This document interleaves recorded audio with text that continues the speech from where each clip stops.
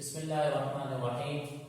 Rabbi इश्रह ली सदरी व यस्सिर ली अमरी वाहलुल उक़दतम मिन लिसानी यफ़क़हू क़ौली। रब्बि ज़िदनी इल्मा, रब्बि ज़िदनी इल्मा, रब्बि ज़िदनी इल्मा।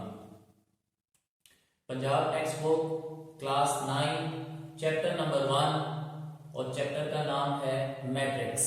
आज हम मैट्रिक्स के बारे में पढ़ेंगे कि मैट्रिक्स है क्या चीज। आपने 6, 7, 8 में सेट्स पढ़े थे। सेट्स में क्या, इसको आप लिखते थे रियल नंबर की कलेक्शन हो सकती थी 1, 2, 3, 4 और इनको आप किस ब्रैकेट में लिखा करते थे? मिडिल ब्रैकेट के अंदर, इस तरह से। इस सेट का कोई भी नाम हो सकता था।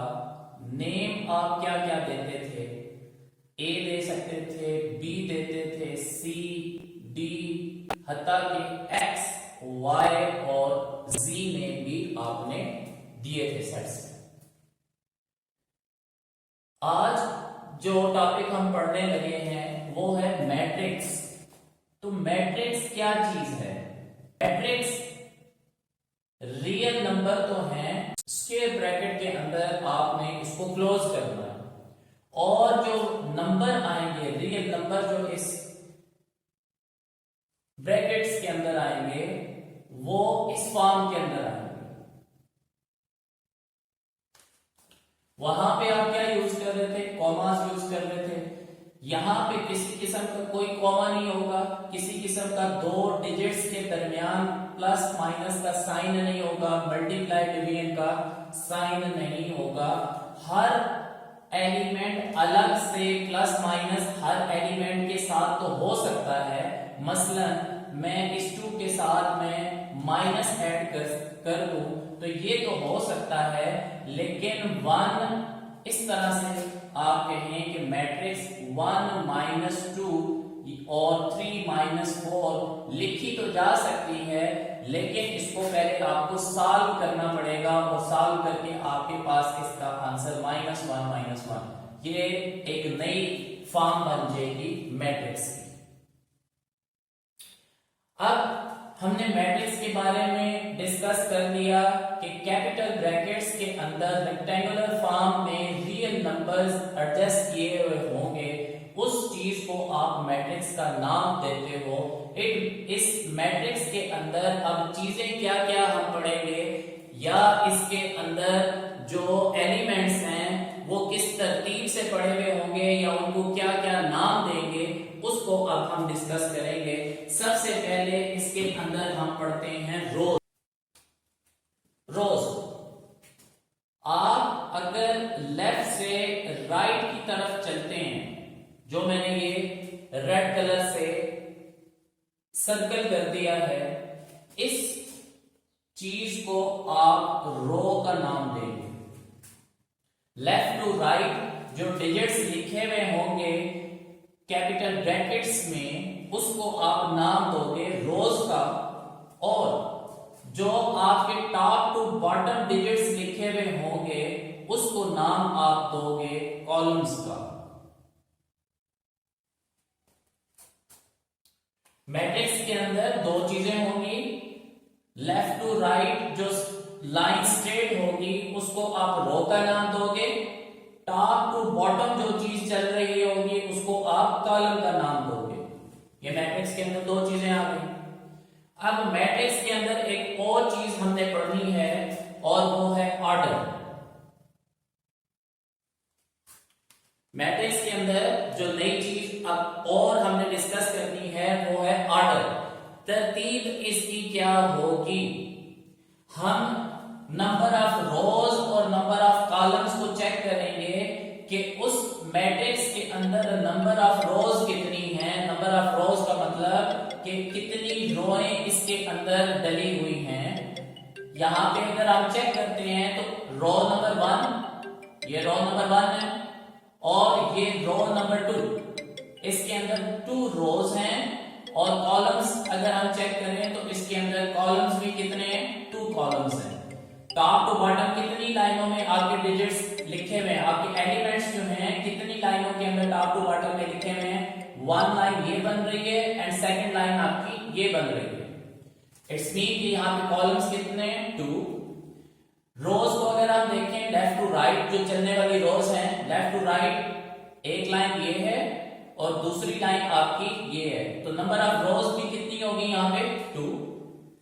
अब ऑर्डर लिखने का तरीका क्या है? ऑर्डर लिखा जाता है रोज बाय कॉलम्स, रोज बाय कॉलम्स। अब अगर मैं ऊपर वाली इस मैट्रिक्स की बात करूं, इसके अंदर नंबर ऑफ रोज कितनी है, 1 लाइन एंड ये सेकंड लाइन जो कि लेफ्ट टू राइट चल रही है, नंबर ऑफ रोज कितनी होगी, 2। और कॉलम्स चेक करते हैं तो कॉलम्स कितने, टॉप टू बॉटम चलने वाली लाइंस 1 एंड 2, ये 2 आपके कॉलम्स हो गए। और सेंटर में 2 वेज हैं जिसके अंदर आप लिख सकते हो ऑर्डर को 2 बाय 2, और दूसरा वे लिखने का 2 क्रॉस 2, लेकिन पढ़ेंगे इसको भी बाय 2 बाय 2 एंड पढ़ने में ये भी 2 बाय 2 ही आएगा, लेकिन बाय की जगह पे आप ये क्रॉस का साइन डाल सकते हैं। ये हो गया ऑर्डर। अब जो नेक्स्ट हमने पढ़ना है इक्वल।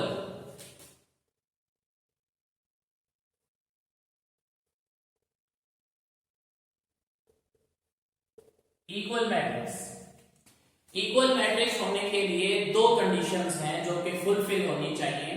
अगर वो 2 कंडीशंस मुकम्मल हैं फिर आप उस मैट्रिक्स को इक्वल मैट्रिक्स कह सकते हो। हमारे पास 2 मैट्रिक्स हैं, एक को हम देते हैं ए का नाम 1 2 3 4 और दूसरे को हम देते हैं बी का नाम 4 5 6 एंड 7। ये हमारे पास 2 मैट्रिक्स हो गए। इक्वल मैट्रिक्स, जाहिर बात है 2 चीजें होंगी तभी हम चेक कर सकेंगे कि वो इक्वल हैं या नहीं हैं। तो 2 मैट्रिक्स हमने ले लिए। अब 2 मैट्रिक्स में पहली चीज आपने जो चेक करनी है वो है ऑर्डर। ऑर्डर क्या होना चाहिए, ऑर्डर को सेम होना चाहिए, ऑर्डर आपके पास सेम होना चाहिए। नंबर 2, जो इसके अंदर एलिमेंट्स हैं वो भी आपके पास सेम होने चाहिए। अब बारी बारी इनको डिस्कस कर लेते हैं। ऑर्डर पहले भी हम चेक कर चुके हैं कि ऑर्डर किसको कहते हैं, रोज बाय कॉलम्स। इसको क्या नाम दिया था हमने, ऑर्डर का नाम दिया था। Number of rose by number of columns को जिस तरह से ऑर्डर हमने पीछे देखा उसी तरह से यहां पे हम चेक आउट कर लेंगे। ए के ऑर्डर को चेक करते हैं। अब मैं सर्कल नहीं डालूंगा, पॉइंट आउट करूंगा।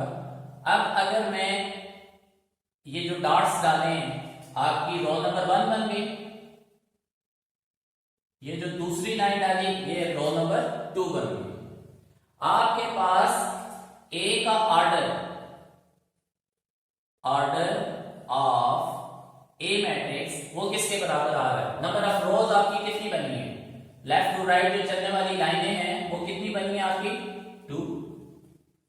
अब top to bottom, top to bottom आपकी कितनी लाइनें बन रही हैं, 1 2। आपकी टॉप टू बॉटम की 2 लाइनें बन रही है। टॉप टू बॉटम को हमने क्या नाम दिया था, कॉलम का नाम दिया था। हम यहां पे कॉलम भी कितने लिख लेते हैं, 2। ऑर्डर ऑफ ए जो है वो आपके पास 2 क्रॉस 2 आ गया, ठीक है। अब बी का ऑर्डर आपके पास क्या निकलेगा, ऑर्डर ऑफ बी वो चेक करते हैं।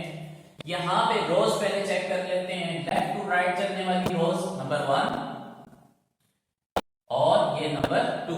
नंबर ऑफ रोज कितनी होगी यहां पे, 2 नंबर ऑफ रोज आ गई। बाय कॉलम चेक कर लेते हैं कि कॉलम कितने, 1 2। इसके अंदर कॉलम्स कितने, 2 कॉलम्स है। तो इसका भी ऑर्डर क्या बन गया आपके पास, 2 बाय 2। अब दोनों के ऑर्डर अगर हम चेक करें 2 क्रॉस 2 और इसका भी ऑर्डर 2 क्रॉस 2, पहली कंडीशन उसकी फुलफिल हो गई कि ऑर्डर दोनों के सेम है। अब हमने चेक करना है कि एलिमेंट्स जो हैं क्या वो भी सेम हैं। तो यहां पे जो एलिमेंट्स आपके पास आ रहे हैं वो सेम नहीं है। चेक करें, पहले नंबर पर आने वाला जो एलिमेंट है वो है 1। ए मैट्रिक्स में जो फर्स्ट कार्नर पे आने वाला जो एलिमेंट है वो है 1, जबकि बी मैट्रिक्स को जब हम देखते हैं तो फर्स्ट कार्नर पर आने वाला एलिमेंट क्या है 4। 1 और इधर क्या आ रहा है 4। क्या ये इक्वल है? नहीं है ना इक्वल। अच्छा, अब सेकंड कार्नर का एलिमेंट चेक कर लें, चाहे आप 3 को चेक कर लें चाहे आप 2 को चेक कर लें।